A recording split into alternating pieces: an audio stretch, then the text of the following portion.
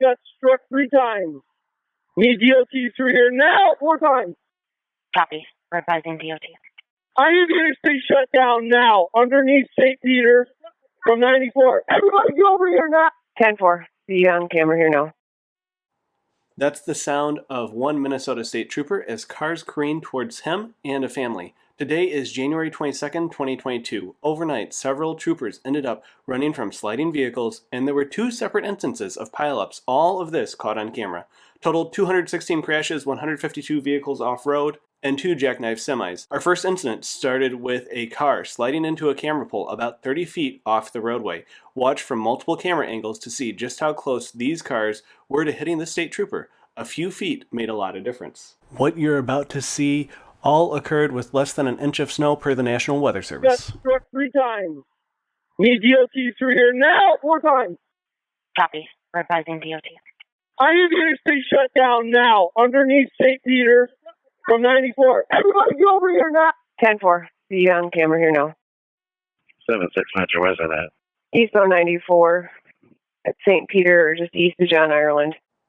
Ultimately, multiple vehicles involved in this incident downtown, and the family ran to the cover of the trooper's car, which was protected by a fire engine behind it. Next, 2 pileups, both caught on camera last night, the first of which, in St. Paul, started with a 3-vehicle collision with another accident further ahead at the top of your screen. 4th vehicle sliding into the scene in the left lane, and a 5th vehicle followed, which used the median cable guardrails to reduce some of its forward momentum before crashing into the scene.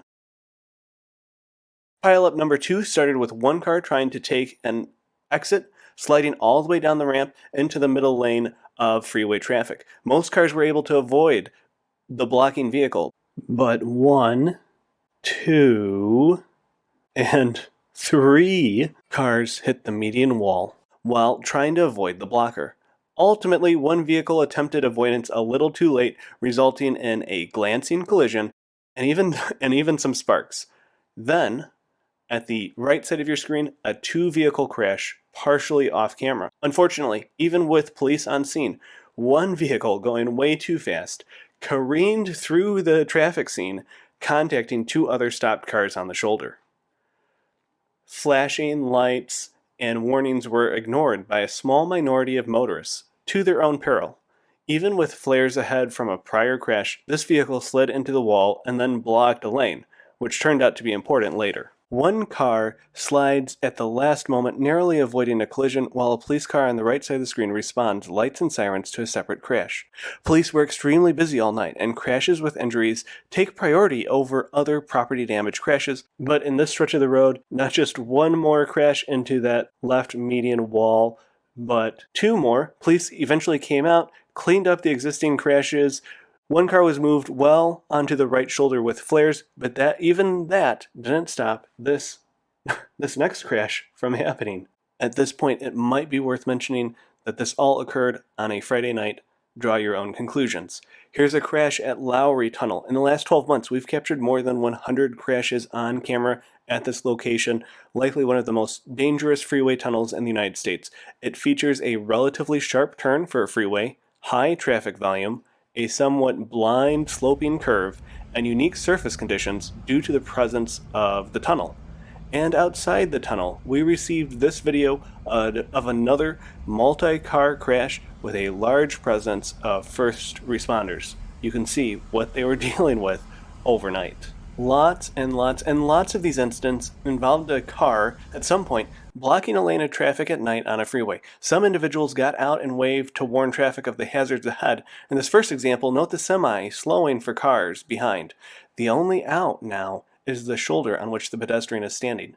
And take note of where the individual is standing in the second example. A moment later, a car will slide near the spot they previously occupied.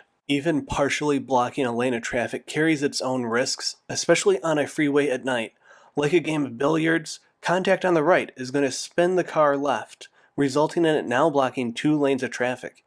Can you imagine if the visibility was worse? Even in good visibility, there are several cars traveling much too fast, and the pedestrians in the top right are wisely going to run off the freeway and hide behind the guardrail. And we'll end with a bad example and a good example. Here's a truck behaving poorly, and video enhancement of the license plate actually indicated the driver was obviously from Chicago.